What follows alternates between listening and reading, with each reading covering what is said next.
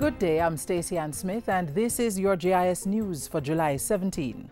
4,800 new students will join the Alternative Secondary Transitional Education Program A-STEP when school reopens in September.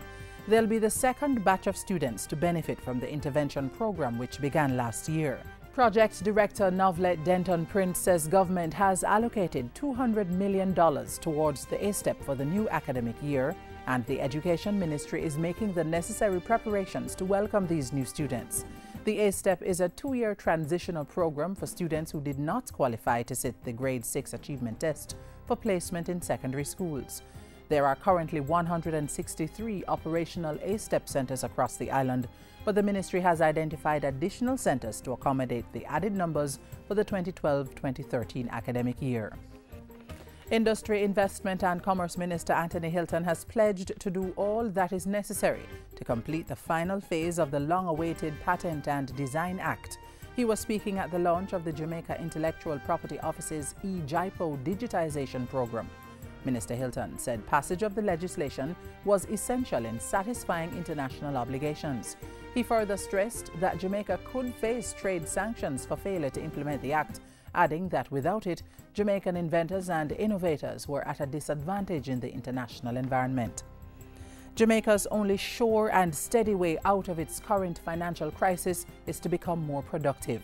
That was the message delivered by the Minister of Agriculture and Fisheries, Roger Clark, as he addressed the recent annual general meeting of the Jamaica Agricultural Society. Minister Clark reiterated his ministry's commitment to the Eat Jamaican campaign, adding that the sector had a decisive and integral role to play in turning around the fortunes of the country.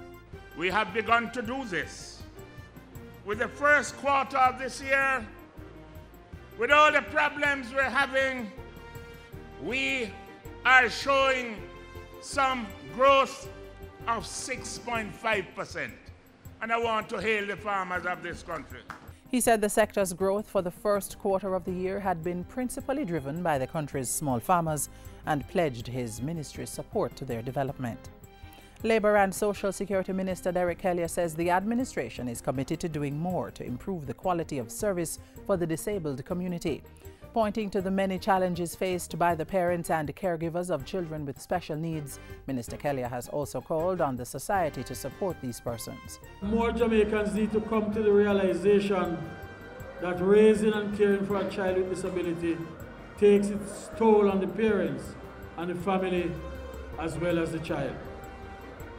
There is no escaping this challenge, and as such, the time has come for parents of developmentally disabled children in Jamaica to be properly recognized by the society as being among the unsung heroes and heroines of post-independent Jamaica. He added that more Jamaicans need to educate themselves on what it takes to care for children with disabilities and offer support to caregivers dealing with these challenges. The minister was addressing persons at the Early Stimulation Program ESP graduation ceremony recently. A total of 45 students graduated from the Early Stimulation Program and will be placed in regular primary schools as well as special education institutions in St. Catherine, Kingston and St. Andrew. And finally, Prime Minister Portia Simpson-Miller has lauded the election of the new chairman of the African Union. Mrs. Simpson-Miller released a statement expressing admiration and pleasure at the election of South Africa's Minister of Internal Affairs, Nkosazana Dlamini Zuma, describing her as an advocate for the people through peace and an inspiration to other women leaders.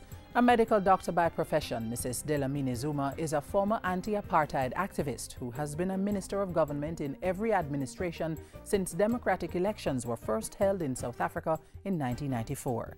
And that's it for JIS News today. I'm Stacey Ann Smith. Thank you for watching.